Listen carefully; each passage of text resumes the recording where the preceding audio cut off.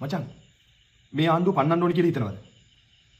හිතෙනවා නම් අපි ඔක්කොම එකතු වෙලා පන්නමු. හැබැයි ඊට කලින් මම කියන්නම් මේ ආණ්ඩුව පන්නන්න ඕනේ හේතු ටික. ඒතකොට අපි ඔක්කොම තීරණය කරමු පන්නමු කියලා. 2024 සැප්තැම්බර් 21 අනුර කුමාර දිසානායක මහත්තයා ජනාධිපති වෙනවා. එතන ඉඳලා නොවැම්බර් 14 ආණ්ඩුව බලයටපත් වෙනවා. එතන ඉඳලා කරගෙන ගියපු ටිකක් මම කෙටියෙන් කියන්න යන්නම්. මේක බංකොලොත් රාජ්‍යයක්.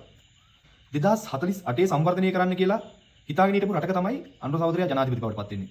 ඒ වගේම රාජ්‍ය සේවයට ඇතුල් වෙන්න බලාගෙන හිටපු සුවහසක් තරුණියන්ට ප්‍රශ්නයක් තිබ්බා. අපිට කවදා රාජ්‍ය සේවයට ඇතුල් වෙන්න පුළුවන් වේද කියලා. මේ වෙනකොට 75000කට වැඩි පිරිසකට ඒ දොරගොල්ලෝ ඉවර වෙමින් තියෙනවා. තව මම කෙටියෙන් කියන්න යන්නම්. ඒ වගේම ඉන්ධන මිල. මට මතක හැටියට අනුර සහෝදරයා ජනාධිපති වෙන්න කලින් තිබ්බේ 332ට හෝ 34ට. ඒකත් මේ වෙනකොට 294ට තමයි වෙළඳ පොලේ තියෙන්නේ. ඒ වගේම අනිත් ඉන්ධන වර්ගත් 750ක්වත් වැඩි කරන්න නැතුව තිබ්බ මිලට වැඩිය අඩු කරපු එක තමයි මේ ආණ්ඩුව කරේ. එහෙම අවුරුද්දක් පුරාවට තියාගෙන යනවා කියන එක ලේසි නෑ සහෝදරයා. ඒ වගේ මේ හැම එකක්ම මේ අවුරුද්ද පුරා පවත්වාගෙන ගියේ රාජ්‍ය වියදම තියෙනවානේ අපි අපේක්ෂා කරන. ඒ අපේක්ෂා කරන රාජ්‍ය වියදමට වඩා සත්‍ය වියදම තවත් අඩු කරගෙන. ඒ වගේම අයවැය පරතරය 1977 වසරට පසුව තමයි අපේක්ෂා කළ අයවැය පරතරය අඩු වෙන ප්‍රමාණයට වඩා තවත් අඩු කරගන්න පුළුවන් වුණේ 1977 වසරට පසුව.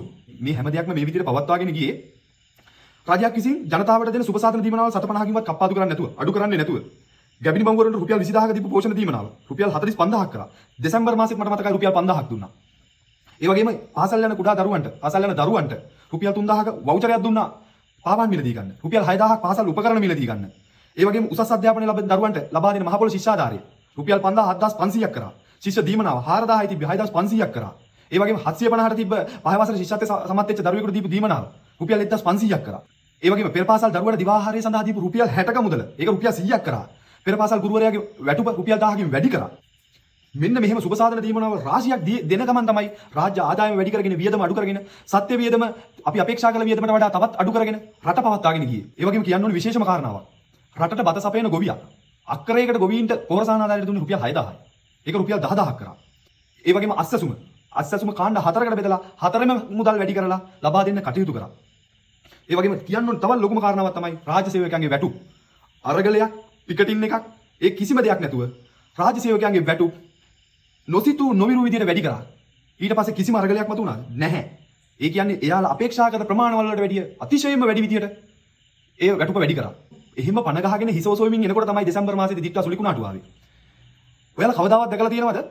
මොකක් හරි ගම් වතුර මොකක් හරි ව්‍යසනයක් ආපු දවසක රජයක් විදියට ගෙවල් හොද ගන්න, ගෘහ භාණ්ඩ ගන්න මේ විදියට මුදල් දෙනවා.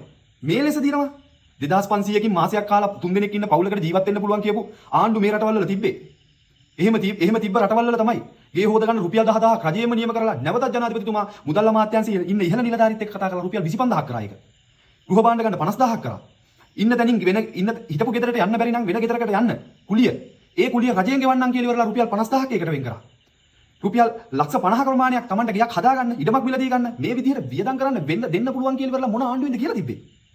අන්න එහෙම ආණ්ඩුවක් තමයි ඔයාලා සැප්තැම්බර් 21 තිබ්බේව පන්නලා පත් කරගත්තේ. දැන් අපි ඔක්කොම එකතු වෙලා මේ ආණ්ඩුව පන්නමු. ඔයාලා හිතනවා නම් මේ ආණ්ඩුව පන්නන්න ඕනි කියලා. අපි පන්නමු. පන්නලා ගියමු හොඳ ආණ්ඩුවක්. හොඳ රජයක් පත් කරගමු. හැබැයි පේන මානෙක එහෙම කරන්න පුළුවන් කෙනෙක් මේ දේශපාලනය තුල ඉන්නවයි කියලා ඔයාලා හිතනවද? හිතනවා නම් මටත් කියන්න. අපි ඔක්කොම එකතු වෙලා අනුර දිසානායක ඇතුළු මේ ආණ්ඩුවේ 159 ගෙදර යමු. ගෙදර යවලි වරලා අපි මේ ආණ්ඩුව ගෙනලා පත් කරගමු.